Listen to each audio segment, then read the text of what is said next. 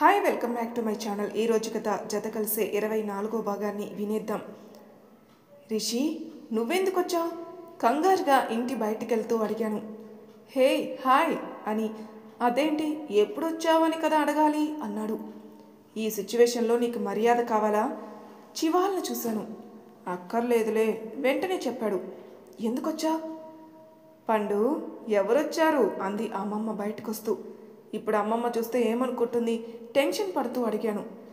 ఏమనుకుంటుంది అన్నాడు అర్థం కాక. నిజంగా మన మధ్య ఏదో ఉందని అనుకుంటుంది. నా కోసమే వచ్చావని అనుకుంటుంది. తల కొట్టుకుని సమాధానం ఇచ్చాను. పోనీ అదే నిజం చేసేద్దామా? కన్ను కొట్టి అడిగాడు. వీపు మీద ఒక్కటి బాది. రిషి అమ్మా అన్నాను గట్టిగా. రిషి అని డోర్ దగ్గరికి వచ్చి రారా, నువ్వేంటి ఇక్కడ అంది నవ్వుతూ. ఆ నవ్వును చూడగానే షాక్ అయి కళ్ళు తేలేశాను నేను. నాతో పాటు వచ్చారు అన్నాడు రిషి. ఎవరు అంది అమ్మమ్మ వెనక్కి చూస్తూ. వాళ్ళతో పాటే నేను వెనక్కి తిరిగి చూశాను.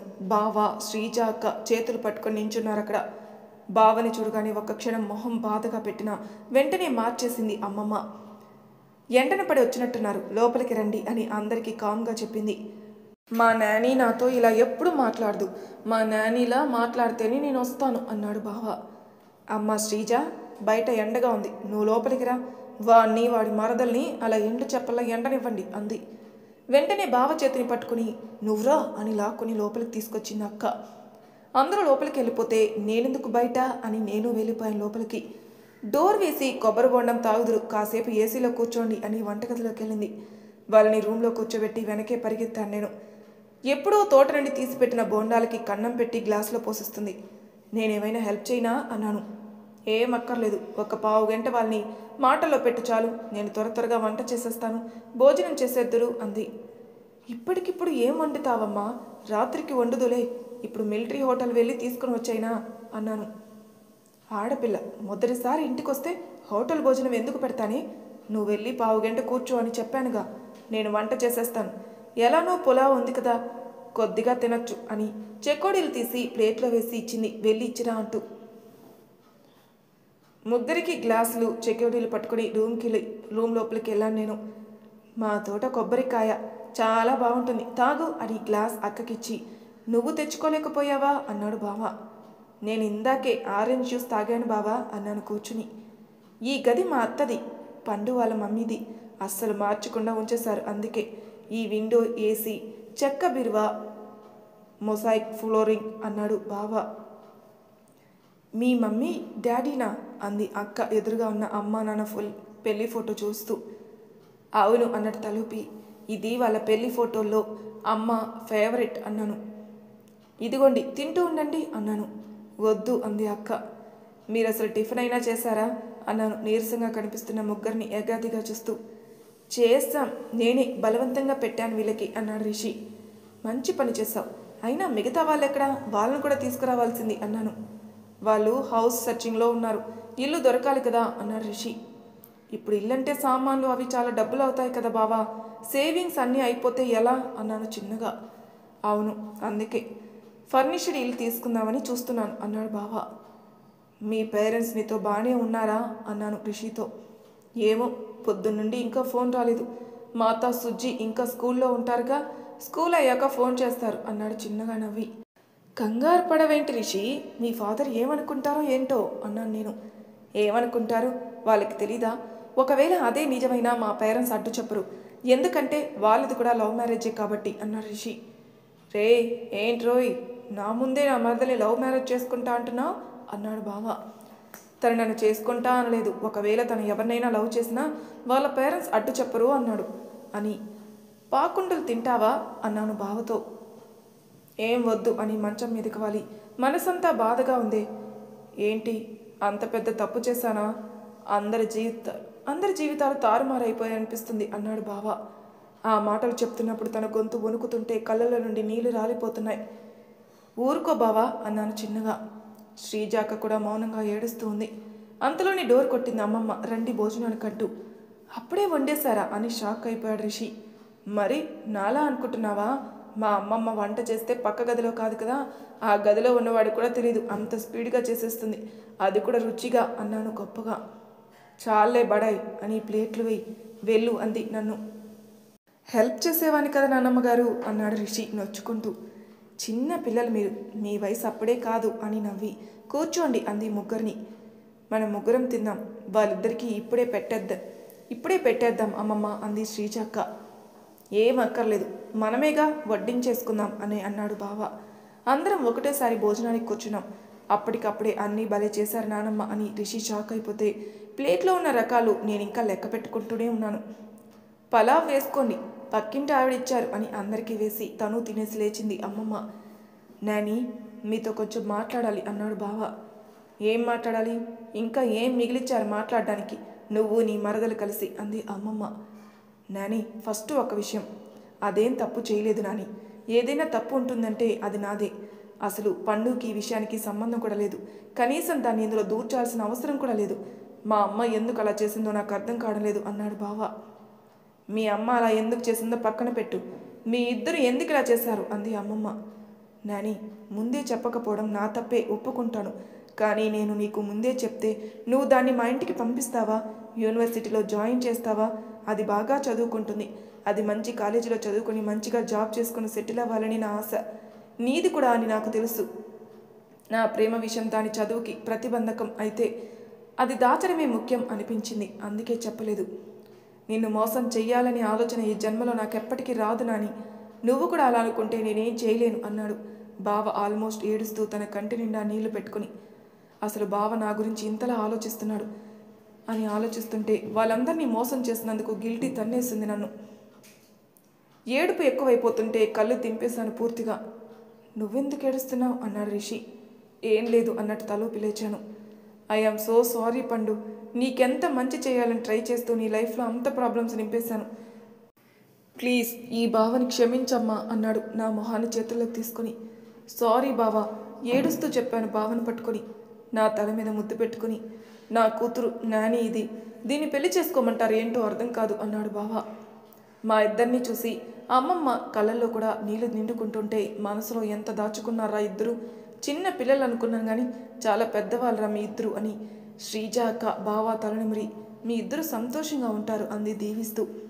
నాని, ఇంకొక విషయం, నేను పెళ్లి చేసుకోకపోతే చేతులు దులిపేసుకుంటారని మాత్రం అనుకోకు. నేను దాన్ని నా కూతురులా చూసుకుంటాను. ఆ విషయాల్లో నన్ను నమ్ము, కావాలంటే శ్రీజ అడుగు. దాని భవిష్యత్ బాధ్యత నాది. మంచి అబ్బాయిని చూస్తాను, మొత్తం బ్యాక్గ్రౌండ్ చెక్ చేసే పెళ్లి చేస్తాను.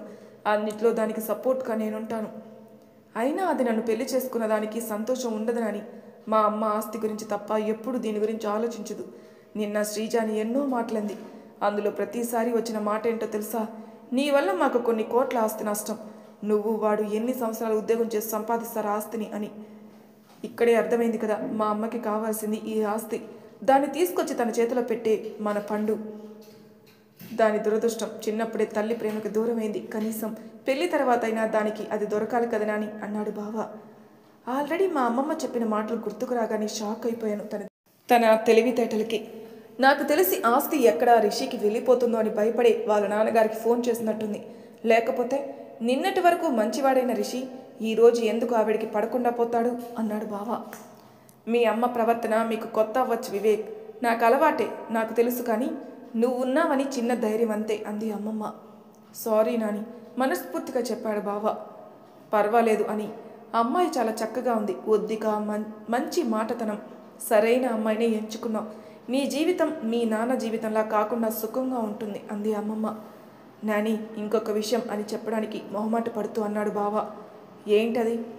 అది ఇక మేమిద్దరం పెళ్లి చేసుకోవాలని అనుకుంటున్నాం. నువ్వే ఉన్నావు మాకు పెద్ద దిక్కుగా, అందుకే ఈ ఊర్లోనే పెళ్లి చేసుకుందామని అన్నాడు బావ. పెళ్ళా? షాక్ అయి చూశాను బావ వైపు. తనకి గ్రూప్ 2 ఎగ్జామ్స్ ఉంది అన్నావు అంది అమ్మమ్మ. ఇంకా 3 నెలలుంది. ఇప్పుడు పెళ్ళి కాకుండా మేమిద్దరం ఒక దగ్గర ఉండలేం కదా. అలా అని తనని వేరే దగ్గర ఉంచిన కొద్దీ నాకు టెన్షనే తప్ప ఇంకేం ఉండదు. అందుకే పెళ్లి చేసుకొని ఒకటే ఇంట్లో ఉంటాం. తన చదువుకుంటుంది అన్నాడు బావ. 3 నెలలంటే చిన్న టైం కాదు. చూడు వివేక్, నేను చెప్తున్నానని వేరేలా అనుకోకు. పెళ్ళి అయితే మేము ఆడవాళ్ళం కదా, మా ప్రియారిటీస్ మారిపోతాయి. అందులో కొత్తగా పెళ్ళైతే భర్త మీద తప్ప చదువు ఉద్యోగం మీదకి ధ్యాస రమ్మన్నా రాదు. అయినా పెళ్ళైన తర్వాత ఒక 6 నెలలు ఎవరికి అయినా చాలా ఇంపార్టెంట్ పీరియడ్. దాన్ని మీరు గిల్టీతో వేస్ట్ చేసుకోవాల్సిన అవసరం లేదు. శ్రీజ నా దగ్గర ఇక్కడే ఉంటుంది. నువ్వు నీ ఉద్యోగం చేసుకో అక్కడ. ఎగ్జామ్ అవ్వగానే అప్పటి పరిస్థితులను బట్టి పెళ్ళి ఎక్కడ చేయాలో ఎలా చేయాలో ఆలోచిద్దాం అంది అమ్మమ్మ. కరెక్టే అనిపించింది నాకు కూడా. నువ్వేమంటావు అన్నట్టు శ్రీజ అక్క వైపు చూశాడు బావ. నువ్వేం నా దగ్గర మొహమాట పడరక్కర్లేదమ్మా. అసలు నేను ఇంట్లో ఉండి నిన్ను డిస్టర్బ్ కూడా చేయను. ఎందుకంటే పగలు బయటికి వెళ్తే మధ్యాహ్నం వస్తాను. తిని కాసేపు ఈ పని ఆ పని చేసుకుని ఒక అరగంట కునికేసి మళ్ళీ బయటికి వెళ్ళిపోతాను. నువ్వు నాకు ఏ పని చేసి పెట్టక్కర్లేదు. చక్కగా కూర్చొని చదువుకో. నీకేం కావాలనో నేను తెప్పిస్తాను. ఆ ఏసీ గది వాడుకో, చదువుకో, మంచిగా ఉద్యోగం తెచ్చుకో. నీ 4 ఏళ్ల కష్టాన్ని వృధా చేసుకోకు అంది అమ్మమ్మ. సరే అన్నట్టు తలూపి చాలా థ్యాంక్స్ అమ్మమ్మ గారు అంది శ్రీజ అక్క. అమ్మమ్మ చాలు అని నవ్వి తన గురించి నువ్వేం టెన్షన్ పడకు వివేక్. ఈ ఊర్లోకి అడుగుపెట్టి తనని తీసుకుని వెళ్ళేంత సీన్ ఎవ్వరికీ లేదు. అలా వచ్చినా తనని ఎలా కాపాడాలో నాకు తెలుసు. ఈ పాటికే మీ నాన్నకి తెలిసే ఉంటుంది. తెలిసినా నాకేం పర్లేదు. పిల్లలకి ఇష్టం లేని పెళ్ళిళ్ళు ఆస్తి కోసం చేసి వాళ్ళ గొంతు తీసే కర్మ నాకు పట్టలేదు అని గట్టిగా చెప్తాను అంది అమ్మమ్మ. చాలా థ్యాంక్స్ నాని. నీ దగ్గరికి వస్తే ఎంతటి సమస్యనైనా హనుమాన్లాగా తీసి పడేస్తావు అన్నాడు బావ. మరి సుబ్బు కాలేజ్ బామ్మ అన్నాడు రిషి. అదే చూస్తున్నాను రిషి. దాని ఒక్కరితోనే హాస్టల్లో ఉంచాలంటే రోజులు బాలేవు. పోనీ ఇక్కడ కాలేజీలో వేసేద్దామా అంటే దాని కెరీర్ పాడైపోతుంది. ఏం చేయాలో తోచడం లేదు అంది అమ్మమ్మ. మాతో పాటు ఉంటుందిలేండి బామ్మ, మా పక్కన రూమ్లో అన్నాడు రిషి. వద్దమ్మా, మన మధ్య ఎటువంటి చెడు ఉద్దేశాలు లేకపోయినా అవి చాలా చెడ్డగా బయటికి వెళ్తాయి. ఇప్పుడు కాకపోయినా ఆ తర్వాత పండుకి పెళ్లి చేసినప్పుడు వాళ్ళు ఏమైనా బ్యాక్గ్రౌండ్ చెక్ చేసినప్పుడు ఇలా అబ్బాయిలతో కలిసి ఉందంటే అందరూ ఒకేలా ఆలోచిస్తారని చెప్పలేం కదా. ఎటైనా ఇబ్బందే అంది అమ్మమ్మ. అయితే కాలేజ్ హాస్టల్లో జాయిన్ చేసేద్దాం నాని. అక్కడంటే సెక్యూరిటీ ఉంటుంది. పిలిస్తే పలికే దగ్గరలో రిషి వాళ్ళ అక్క ఉంటుంది. అటు దానికి కాస్త మనుషుల్ని కలిసినట్టు తిరిగినట్టు ఉంటుంది కదా అన్నాడు బావ. అమ్మో, ఆ కాలేజ్ హాస్టల్ ఏం బాగోదు. అప్పట్లో వీళ్ళ అమ్మ ఉన్నప్పుడే బెడ్ నిండా బొద్దింకలు, నల్లులు. ఇప్పుడు ఇంకెంత చండాలంగా ఉంటాయో అంది అమ్మమ్మ. ఎవరు మాట్లాడితే వాళ్ళ వైపు తల తిప్పి చూడడం తప్ప ఇంకేమీ చేయలేక నా మెడ షటిల్ సర్వీస్ చేస్తూ ఉంది. లేదు బామ్మ, వేరే బ్లాక్స్ కట్టారులే. ఇప్పుడు కొంచెం ఫీజు ఎక్కువ ఉన్న హాస్టళ్ళు ఉంటాయి. వాటిలో రూమ్స్ అని అవన్నీ సూపర్గా ఉంటాయి అన్నాడు రిషి. సరే, ఎల్లుండి ఒకసారి వెళ్ళి చూద్దాం. బాగుంటే జాయిన్ చేసేద్దాం అంది అమ్మమ్మ. నేనెప్పుడు ఏది కోరుకున్నా అమ్మ నాన్న వెంటనే తీర్చేస్తారు, నాకు తెలుసు. Thank you so much. ఖచ్చితంగా మీకు ఇచ్చిన మాట నేను నిలబెట్టుకుంటాను. ఐ ప్రామిస్ స్థిరంగా అనుకున్నాను. ఎల్లుండి ఎందుకు, రేపే వెళ్దాం అన్నాడు రిషి. రాక మా ఊరు వచ్చారు. ఉండండి, ఈరోజు రేపు చూద్దురు ఊరు. మళ్ళీ ఎప్పుడొస్తారో అంది అమ్మమ్మ. సరేనని, ఎల్లుండి అందరం కలిసి వెళ్దాం. వచ్చేటప్పుడు నువ్వు శ్రీజ కలిసి వచ్చేద్దరు. బుక్స్ అవి అక్కడ తీసుకొని అన్నాడు బావ. సరే, ఇంతకీ మీరెలా వచ్చారు వైజాగ్ నుండి అంది అమ్మమ్మ.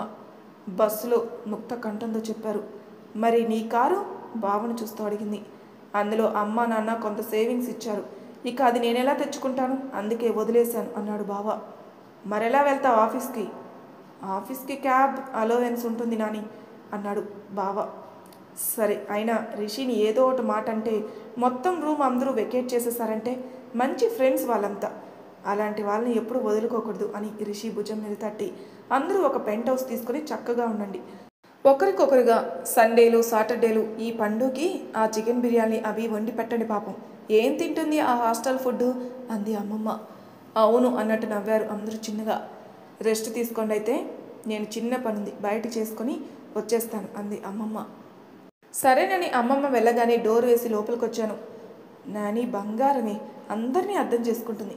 అలాంటిది మా అమ్మ మీద అంత నిర్లిప్తతో ఉందంటే మా అమ్మ ఎంత ఇబ్బంది పెట్టుంటుందో అన్నాడు బావ. అవును అన్నట్టు తలుపి శ్రీజ అక్కని నా రూమ్కి తీసుకుని వెళ్ళాను. ఈ రూమ్ తీసుకో అక్క నువ్వు అని చెప్తూ. చాలా బాగుంది ఈ రూమ్ అంది అక్క. హా, లక్కీ రూమ్ ఇది. చదువుకునే వాళ్ళకి బాగా హెల్ప్ అవుతుంది. నువ్వు ఇక్కడ చదువుకో, నీకు జాబ్ రాకపోతే నన్ను అడుగు అన్నాను నమ్మకంగా. మా అత్త మాటలు పట్టించుకోకక్క. నీకు జాబ్ వస్తే మా అత్త పరిగెత్తుకుంటూ వచ్చి నిన్ను పల్లకిలో ఇంటికి తీసుకుని వెళ్తుంది. పిచ్చ లైట్ తీసుకో తన మాటలన్నీ అన్నాను. నన్నంటే ఓకే, కొడుకుకు కూడా శాపనార్థాలు పెడతారా? పాపం కదా, బయటికి చెప్పుకోకపోయినా కుమిలిపోతాడు అంది అక్క కళ్ళలో నీళ్లు తిరిగిపోతుంటే. భావన ఏముందక్క? ఏముంది, మీరెలా సుఖంగా ఉంటారు? తల్లిదండ్రులు ఉసురు పోసుకున్నారు. మీకు జీవితం ఉండదు, వంశము ఉండదు, పుట్టుకతలు ఉండవు అని కోపంలో మాటలు అనొచ్చు. మా పేరెంట్స్ కూడా అన్నారు, కానీ శాపనార్థాలు ఎందుకు అంది అక్క. తొక్కలే అక్క, మా అత్త ఏమైనా దేవతనా ఏంటి తన శాపనార్థాలు పనిచేయడానికి అన్నాను. తల్లి దీవెనలైనా శాపనార్థాలైనా అంతే త్వరగా పనిచేస్తాయి సుబ్బు.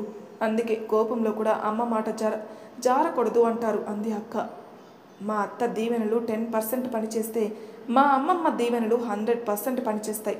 కావాలంటే ఈ ఊర్లో ఎవరినైనా అడుగు, అందరూ ఆవిడ దగ్గరే బ్లెస్సింగ్స్కి వస్తారు.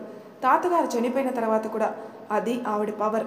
అలాంటిది అమ్మమ్మ మిమ్మల్ని బ్లెస్ చేసింది, ఇంకా అత్త మాటలకి పవర్ ఉండదు. డోంట్ వర్రీ అన్నాను. నువ్వు చెప్పేదే నిజమైతే బాగుండు అంది అక్క. అవుతుంది, నువ్వేం కంగారు పడుకో అని కాలేజీ నుండి వస్తున్న బాలు గాని చూసి, బాలు అన్నాను. ఏంటి పండు? ఈవిడ మా అక్క, ఇక మీదట మన ఇంట్లోనే ఉంటుంది. నువ్వు రోజు కాలేజీకి వెళ్ళేటప్పుడు వచ్చేటప్పుడు అక్కకి ఏమైనా కావాలంటే తీసుకునిరా. అక్కకి కొంచెం మొహమాటం ఎక్కువ, సో నువ్వే అన్నీ అడిగి తెలుసుకొని తీసుకునిరా. అక్కతో కాసేపు మాట్లాడి వెళ్తూ ఉండు, అక్కకి బోర్ కొడుతుంది కదా అన్నాను. నీకు అక్కలున్నారా? రూపక్క ఒక్కతేగా నీకు అక్క అన్నాడు బాలు. మా బావకి కాబోయే వైఫ్. మీ బావకి నీకు పెళ్ళి అనుకున్నారుగా అన్నాడు. ఏ, మన ఊర్లో ఉండి మీ అన్నయ్యకి లవ్ ఉన్నప్పుడు మా బావకుండదా అన్నాను మొహం అదోరకంగా పెట్టుకుని. అప్పుడే వాడికి ఊదేశావా? ఇక వాడు ఊరంతా పోస్ట్ వేసొస్తాడు, అందరూ ఇంటికి వచ్చేస్తారు ఇక అంది అమ్మమ్మ. లోపలికి వెళ్తూ తన ఫోన్ నా చేతిలో పెట్టింది కాలు కడుక్కోవడానికి. అంతలోనే ఫోన్ రింగ్ అవుతుంటే మామయ్య పేరు కనిపించింది డిస్ప్లే పైన. మరి తర్వాయి భాగంలో ఏం జరుగుతున్న నెక్స్ట్ ఎపిసోడ్లో తెలుసుకుందాం. అంతవరకు నా ఛానల్ సబ్స్క్రైబ్ చేయని వాళ్ళు ప్లీజ్ సబ్స్క్రైబ్ చేసుకోండి, లైక్ చేసి షేర్ చేయండి, మీ అభిప్రాయాలు నా కామెంట్ రూమ్లో తెలియజేయండి. Thank you for listening.